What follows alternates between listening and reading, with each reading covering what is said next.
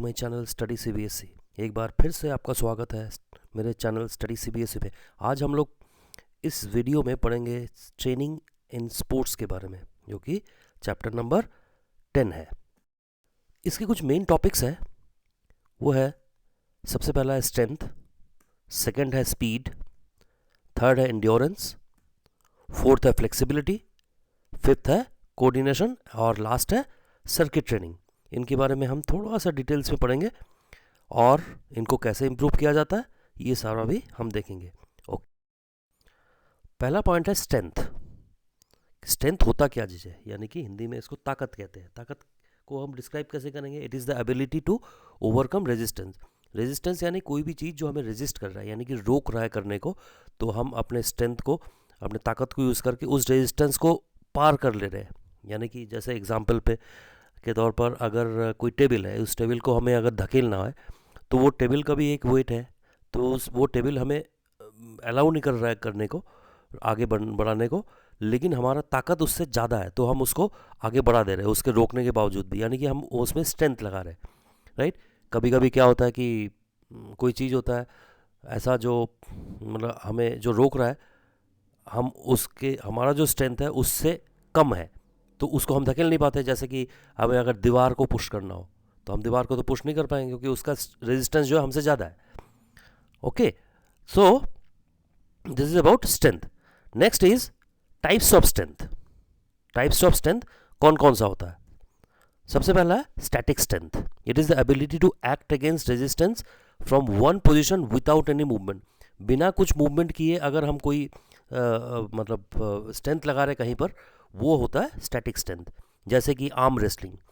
Arm wrestling करते वक्त हम मूवमेंट तो हो नहीं रहा है ज़्यादा, राइट, तो वो हो गया स्टैटिक स्ट्रेंथ। एक ही जगह पर खड़े होके कर रहे, खड़े होके या बैठ के कर रहे। Power lifting. पावर लिफ्टिंग में एक ही जगह पर खड़े होके, उसके लिए चलना फिरना तो नहीं हो रहा है हमारा। Wall pushing, right, it is also known as isometric strength. Isometric यानी कि जहाँ पर हमारा ताकत लग रहा है लेकिन कोई मूवमेंट नहीं हो रहा है, राइट। जैसे कि एग्जाम्पल के तौर पर ये इसको कहते हैं प्लैंक एक्सरसाइज, राइट। ये बहुत इफेक्टिव एक्सरसाइजेज है, लेकिन इस एक्सरसाइज को करते हुए हम कोई मूवमेंट नहीं कर रहे हैं, एक ही पोजीशन में खड़े होकर कर रहे हैं, लेकिन हमें स्ट्रेंथ लग रहा है, तो इसको हम कहेंगे static strength, right. Okay, next type is dynamic strength. तो ये जस्ट उल्टा हो गया स्टैटिक स्ट्रेंथ का, यानी कि it is the ability to act against resistance with movement. वो सारे मूवमेंट जिसमें हमें रेजिस्टेंस के अगेंस्ट जा रहे हैं वो विथ मूवमेंट कर रहे हैं, चलते फिरते जो कर रहे हैं हम, राइट, वो हो गया डायनामिक स्ट्रेंथ, राइट। ओके, उसमें भी तीन तरह के होते हैं, जैसे कि मैक्सिमम स्ट्रेंथ। पहला है maximum strength. It is the ability to act against maximum resistance. It is the ability to act against maximum resistance. ये जितने भी हाईलाइट किया हुआ है इन बातों को जरूर ध्यान रखना, right. Okay, it is required in weight lifting, throwing, wrestling. देखो, जैसे थ्रोइंग करते हुए हमें मूवमेंट तो करना ही है, रेसलिंग में भी मूवमेंट करना है, वेट लिफ्टिंग में भी मूवमेंट करना है, तो इसलिए ये डायनामिक स्ट्रेंथ के अंडर आता है, जिसमें हमें मैक्सिमम स्ट्रेंथ लगाते हैं। जितना हमारा मैक्सिमम है उसको स्ट्रेंथ लगा के हम उसको परफॉर्म करते हैं, उस मूवमेंट्स को। ओके, सेकेंड नंबर है, ओके, जैसे कि ये इसमें दिखाया हुआ है इमेज में, तो इतना अगर भारी वेट उठाना है तो हम एक ही बार उठा पाएंगे ना, हम अपना मैक्सिमम स्ट्रेंथ। और याद रखना कि मैक्सिमम स्ट्रेंथ हम हर समय 100% लगा पाएंगे। 100% अगर यूज़ करेंगे हम, तो हम सेकेंड टाइम तो कर नहीं पाएंगे, सेकेंड टाइम कर पाएंगे काफ़ी रेस्ट करने के बाद, राइट। ओके, सेकेंड नंबर है एक्सप्लोसिव स्ट्रेंथ। एक्सप्लोसिव स्ट्रेंथ वो जो स्ट्रेंथ तो लगा ही रहे हम, उसके साथ साथ स्पीड के साथ स्ट्रेंथ लगा रहे हैं, है ना, थोड़ा सा स्पीड भी हो। जैसे कि मान लो अगर बॉक्सिंग खेलना हो, तो बॉक्सिंग में हम अगर बॉक्सिंग किसी को पंच किया हमने, तो धीरे से पंच करेगा तो नहीं होगा ना, स्ट्रेंथ तो लग रहा है लेकिन स्लो जा रहा है, तो फिर उसे इफेक्टिव नहीं होगा, राइट। उस तरह से एक्सप्रेसिव स्ट्रेंथ कहते हैं कि स्ट्रेंथ तो लगे, साथ साथ में स्पीड के साथ हो। It is called, it is the ability to overcome resistance with high speed. Okay, with high speed, बहुत स्पीड के साथ भी करे, राइट। जैसे कि मान लो फुटबॉल में किक मारना हो, तो हमें स्ट्रेंथ तो लगाना है किक मारने के लिए, दूर भेजने के लिए, उसके साथ थोड़ा स्पीड से भी पैरों को ले जाना है ताकि वो ज़्यादा दूर तक जाए। So it is the ability to forceful movement at a quickest possible time. It is what? It is the forceful movement. It is generally required in jumping activities.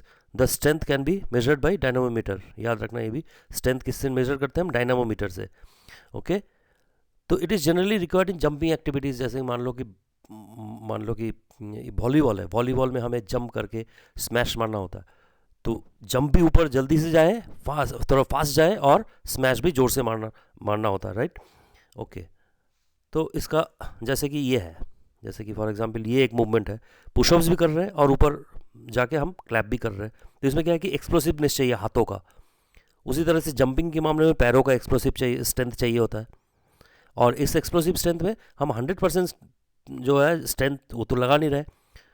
इस मामले में हमें 70 to 80% स्ट्रेंथ को यूज़ करना होता है, ताकि हमारे पास उसके बाद का जो मूवमेंट है उसके लिए भी एनर्जी बचे रहे, स्ट्रेंथ बचे रहे. राइट. लेकिन हम मैक्सिमम स्ट्रेंथ में क्या कर रहे थे? हम 100% उसका जो स्ट्रेंथ है, हमारा जो स्ट्रेंथ है वो यूज़ कर रहे थे. राइट. थर्ड टाइप है स्ट्रेंथ इंड्योरेंस. इसमें क्या है? It is the ability to overcome resistance for longer period under condition of fatigue. मतलब इसमें स्ट्रेंथ लगा रहे लेकिन ज़्यादा टाइम तक लगा रहे.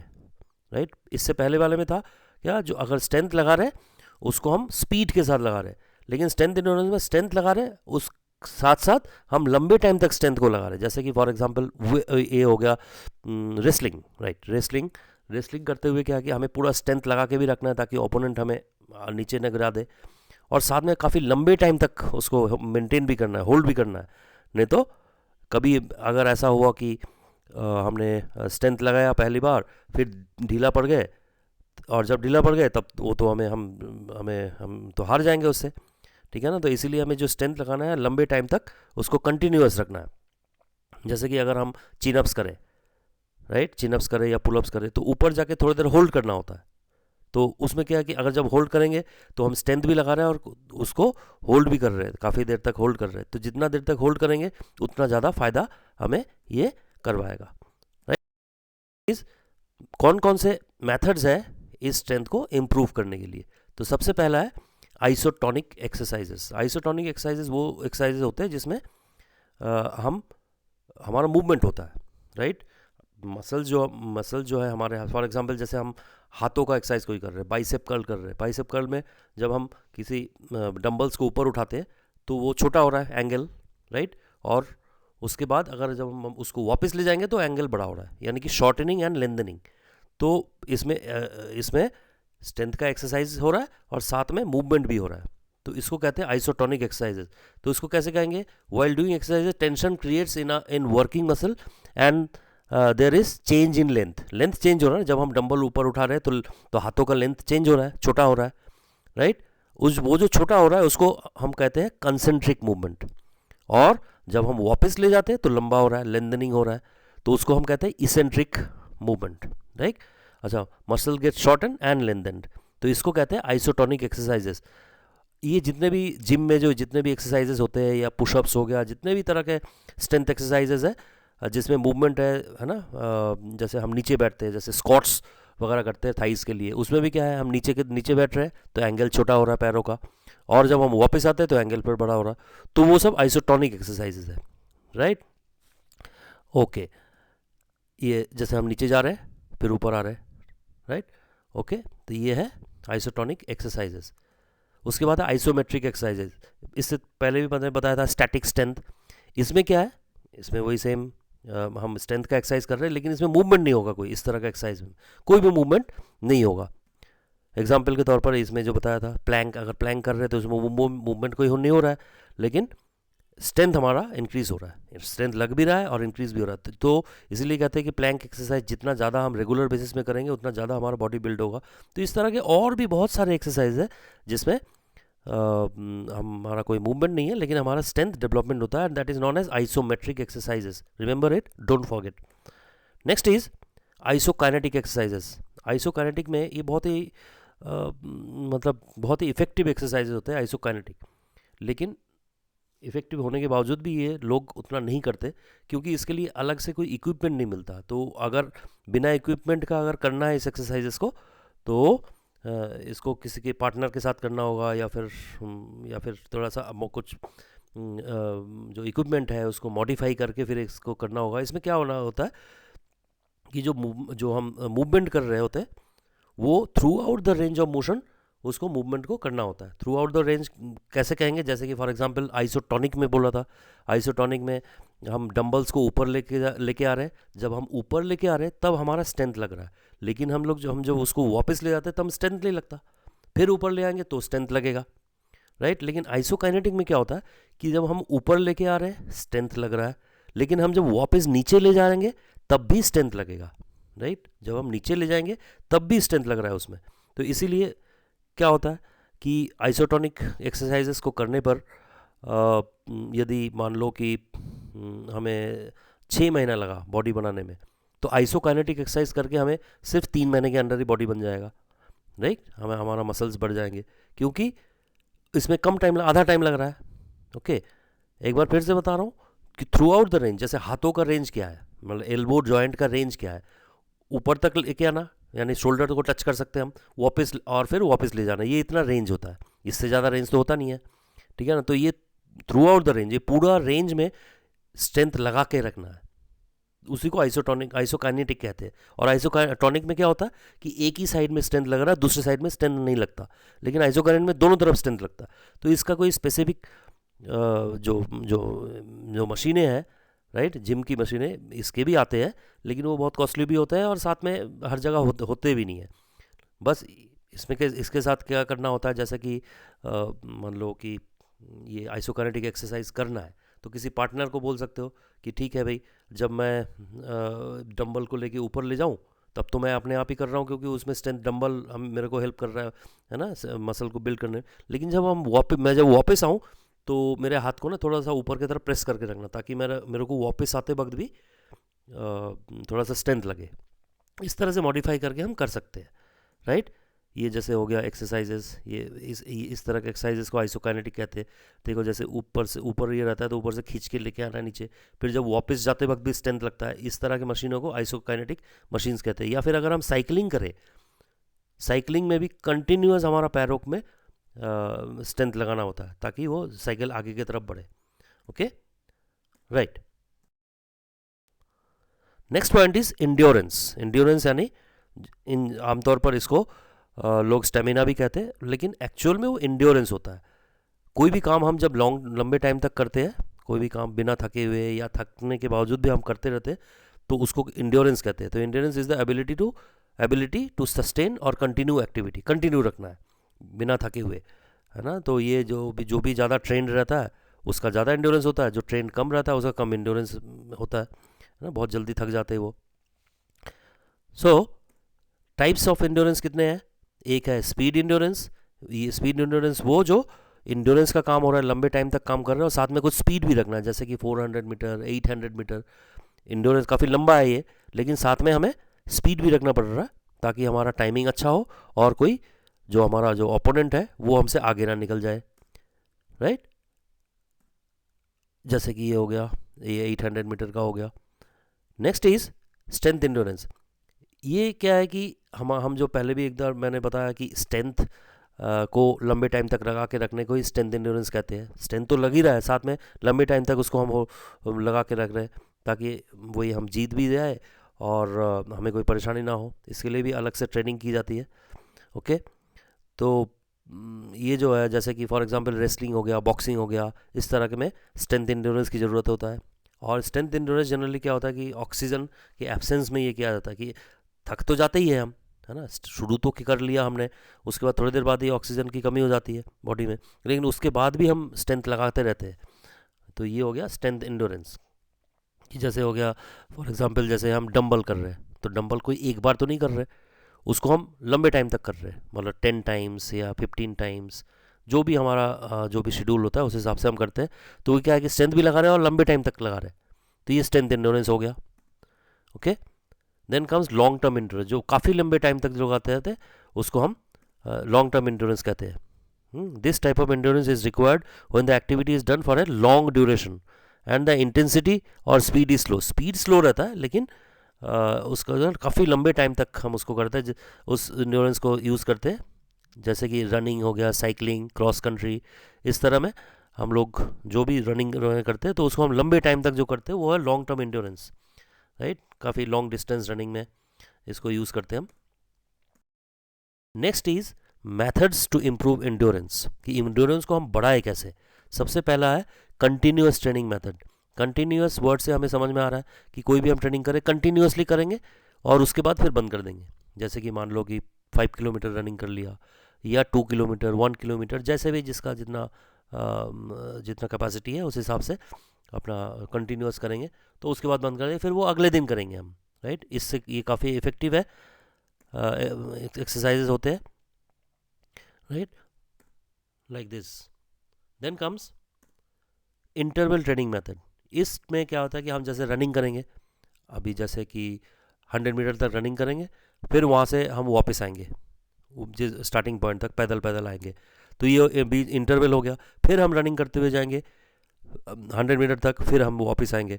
तो ये इस तरह का इंटरवल ट्रेनिंग मेथड बहुत इफेक्टिव होता है किसी चीज़ का इंड्योरेंस को बढ़ाने के लिए, right. In this method the principle of effort and incomplete recovery is followed.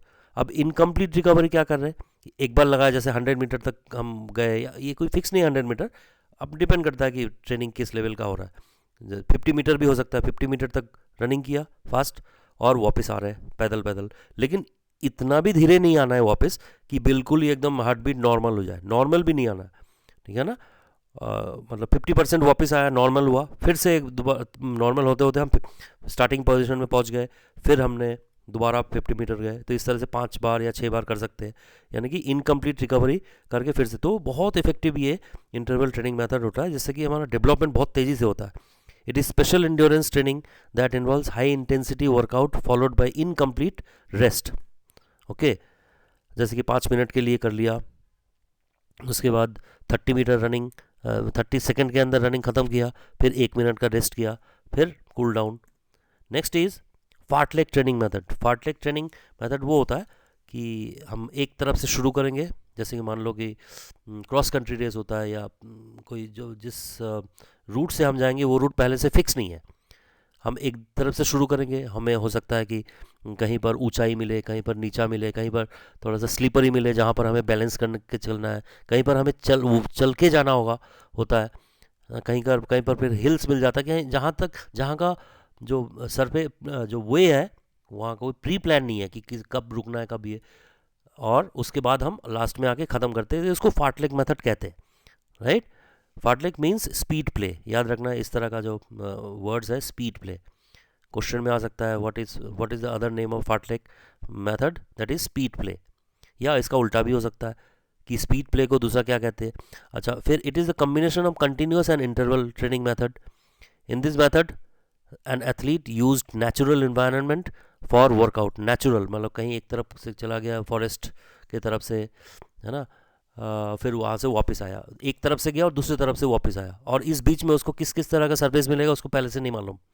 Okay, in this method speed is not pre planned. Speed पहले से प्री प्लान नहीं है, क्योंकि रुकना पड़ सकता है कहीं, या स्लो होना पड़ सकता है। ये generally hills, rivers, forest, muddy road इस तरह में आता है ना।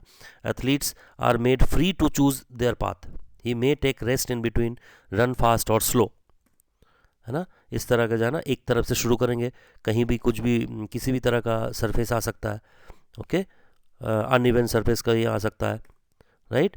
तो इस तरह से हो गया, ओके, राइट।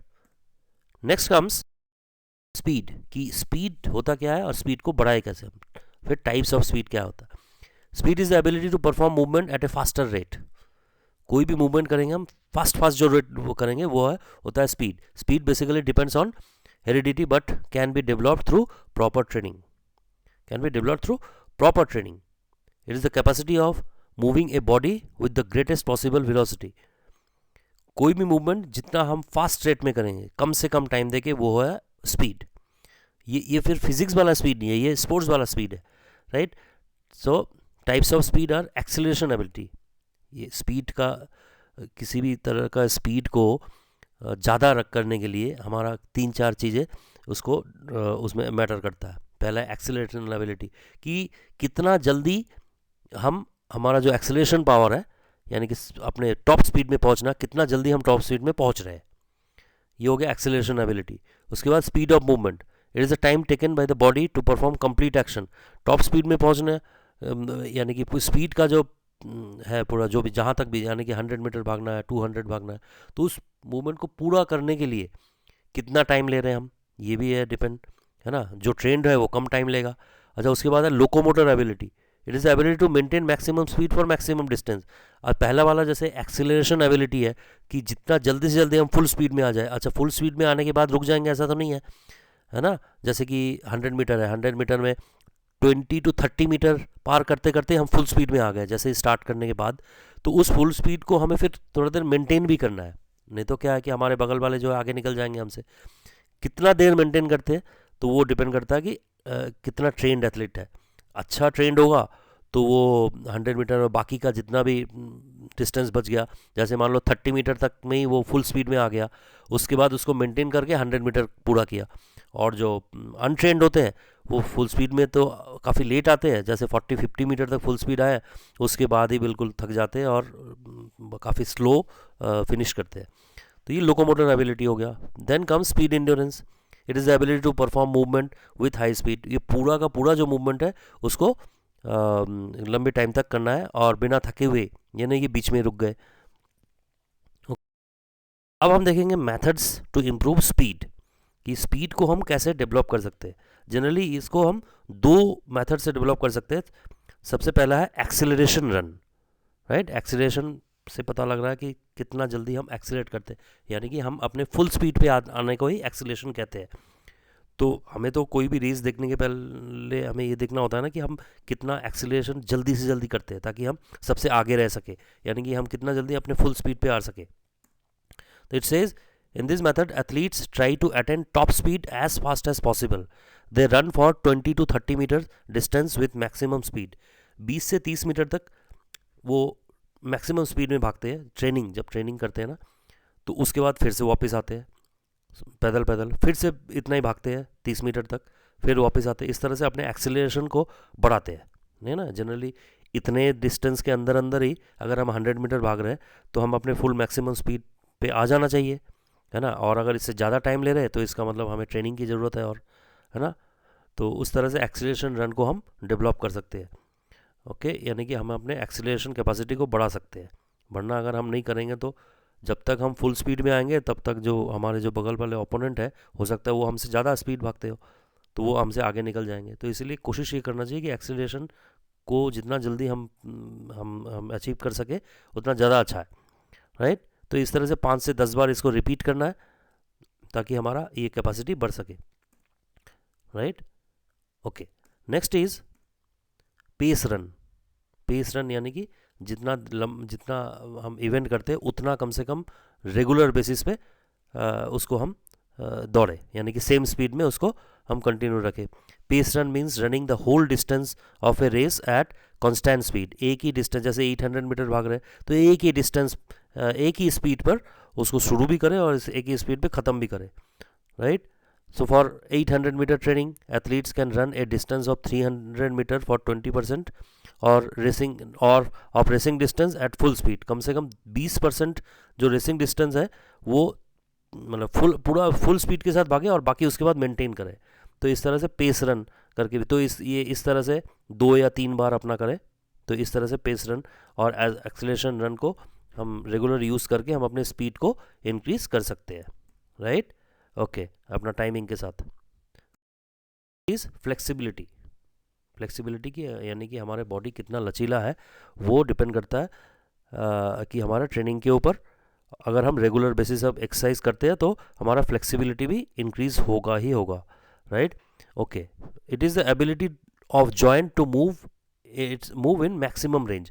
जैसे कि पहले भी बताया कि जॉइंट का जो एक मैक्सिमम रेंज होता है ना, जैसे हाथ का मैक्सिमम रेंज क्या है कि शोल्डर तक आना, टच कर सकते हैं हम और वापस जाना, इतना ही एक मैक्सिमम रेंज है, राइट। ये उसी तरह से जैसे नी जॉइंट है, घुटनों का भी एक मूवमेंट होता है कि जितना दूर तक हम उसको मतलब फोल्ड कर सके, यानी कि हम अपने हिप तक फोल्ड कर सकते हैं अपने लेग को, फिर वापस जाता है, ये उसका रेंज है।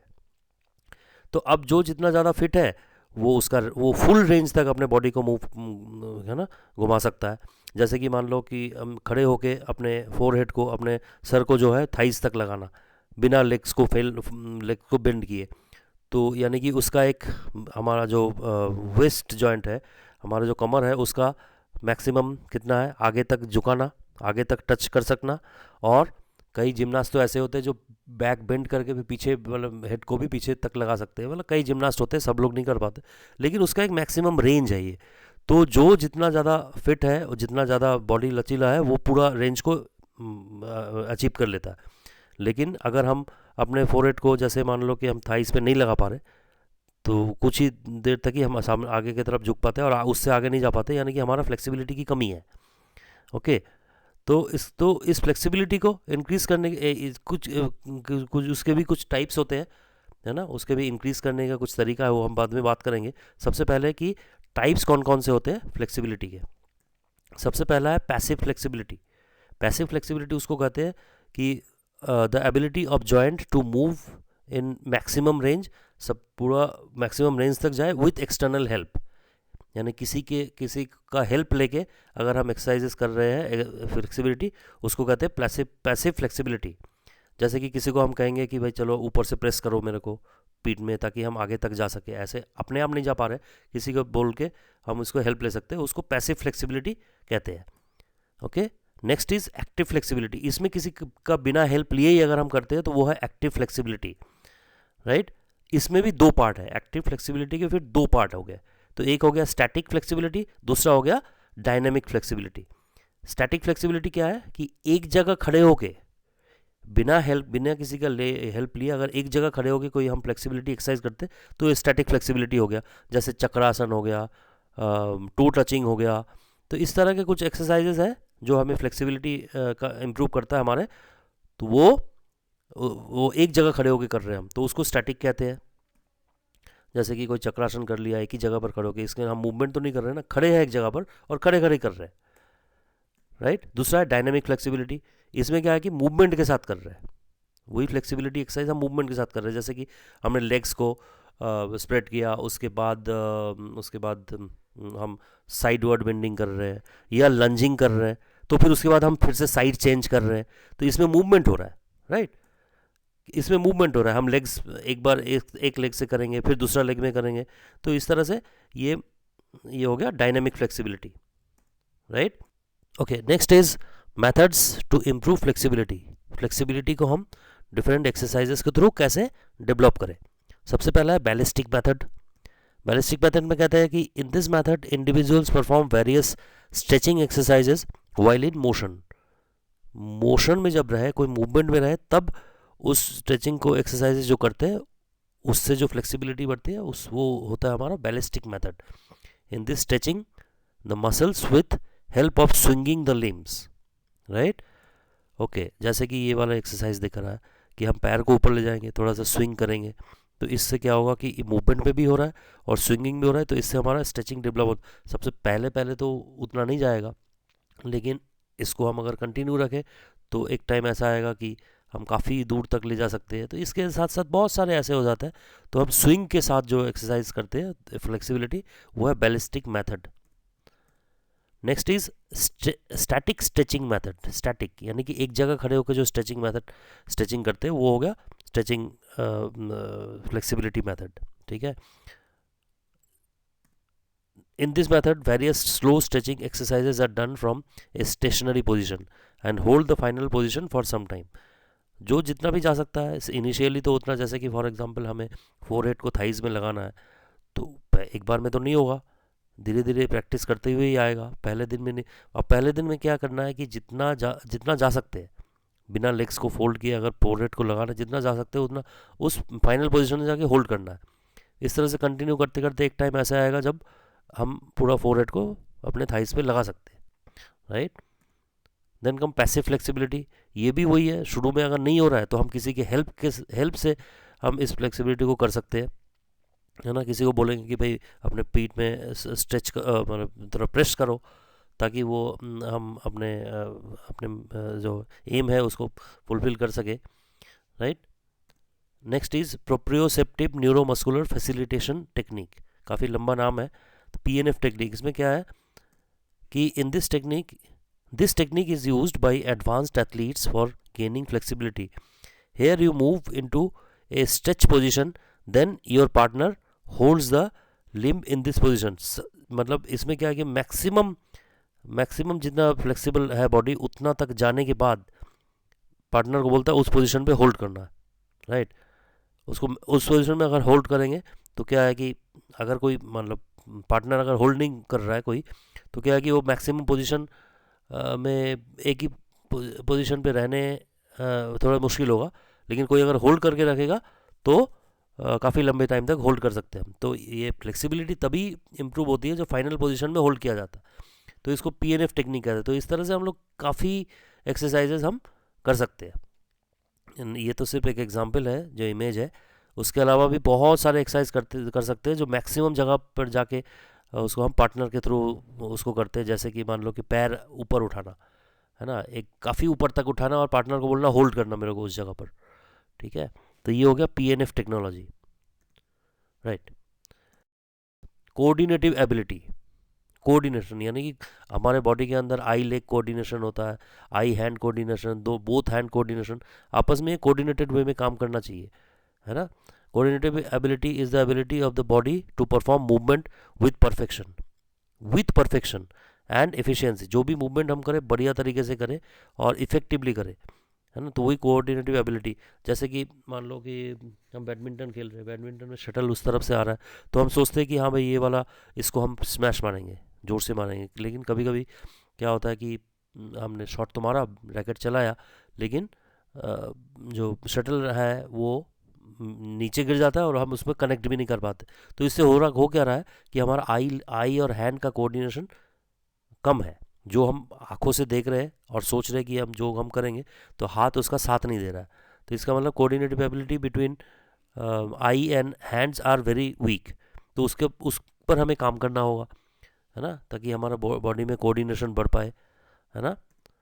तो types of coordination: adaptive ability, balancing ability, rhythmic ability, reaction ability, coupling ability. ये कुछ याद रखना है कि कौन कौन से कोऑर्डिनेशन के टाइप होते हैं। Adaptive ability, ability to adjust the movement effectively on the basis of change. जो एकदम से चेंज होने पर, जैसे अगर हम एडजस्ट कर ले कोई भी मूवमेंट को, तो वो कोऑर्डिनेटिव एबिलिटी हो गया। Balancing ability, ability to keep body in stable position, है ना। कभी कभी क्या होता है कि कभी हम एक लाइन के ऊपर चल रहे हैं, लेकिन अगर हमें बोला जाए कि उस पर देखना नहीं है, ठीक है, नीचे की तरफ देखना नहीं, तुम्हें उस लाइन के ऊपर ही चलना है, तो एक हम इमेजिन करते हुए उस लाइन के ऊपर चलता है। तो इस तरह से हम अपने कोऑर्डिनेशन को भी बढ़ा सकते हैं। यानी कि जैसे मान लो एक लाइन खींच दिया और ये बोला गया कि उस लाइन के ऊपर ऊपर से चलो, है ना। एक स्टेप रखा, फिर दूसरा स्टेप रखा, फिर तीसरा, बिना नीचे देखे। तो इससे भी कोऑर्डिनेशन बढ़ता है। Rhythmic ability, ability to observe the rhythm of a movement and to regain balance quickly. अपना जो बॉडी का जो एक मूवमेंट है उसका एक रिदम होता है। जैसे एक स्टेप रखा, फिर दूसरा स्टेप, एक रिदम के साथ चलना होता है और एक स्पीड के साथ भी मेंटेन करना होता है। जैसे मान लो कि हम बोले कि यहाँ से 10 मीटर तक चलना है, तो एक रिदम होता है कि हमें स्टार्टिंग चलना स्टार्ट किया, फिर ये नहीं कि रुक जाएंगे बीच में, क्योंकि इंस्ट्रक्शन ये है कि यहाँ से स्टार्ट करना है और वहाँ उस लाइन तक जाके ख़त्म करना है। तो उस रिदम के साथ चल देना है और ख़त्म भी करना है, बीच में रुकना नहीं है।